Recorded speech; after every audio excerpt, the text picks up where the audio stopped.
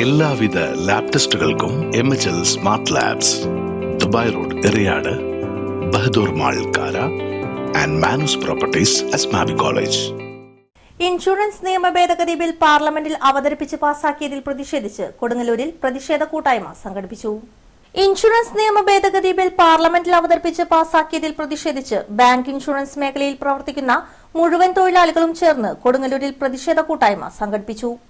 വിദേശ നിക്ഷേപം 74% നിന്നും 100% വർദ്ധിപ്പിച്ചത് പിൻവലിക്കണമെന്ന് പ്രതിഷേധ കൂട്ടായ്മ ആവശ്യപ്പെട്ടു. പ്രതിഷേധ കൂട്ടായ്മയ്ക്ക് VN Subramanian, M Rajeev, Sasikala, S Vijayakumar, അമൃത് കുമാർ, V ബിന്ദു എന്നിവരും ബാങ്ക് യൂണിയൻ പ്രതിനിധികളും നേതൃത്വം നൽകി. ജനാധിപത്യ ശക്തികൾ ഉയർന്നെഴുന്നേറ്റ് ഇതിനെതിരെ പടപൊരുത്തണം.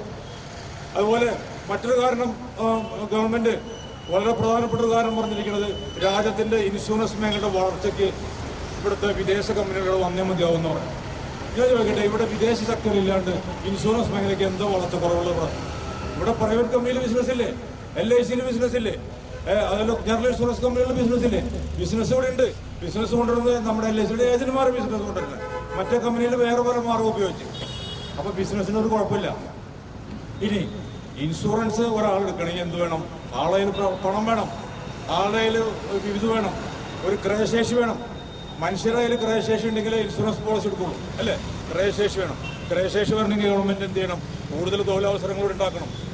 അതുപോലെ ഇന്ന് നമുക്കറിയോ, ഇപ്പോൾ വിലക്കയറ്റത്തിനനുസരിച്ച് കൂലി വർധന ഒരു മേഖലയിലും കിട്ടുന്നില്ല. വിലക്കയറ്റത്തിനനുസരിച്ച് കൂലി വർധന വേണ്ടേ? റിയൽ വേതനം, യഥാർത്ഥ വരുമാനം വർദ്ധിക്കുന്നില്ല.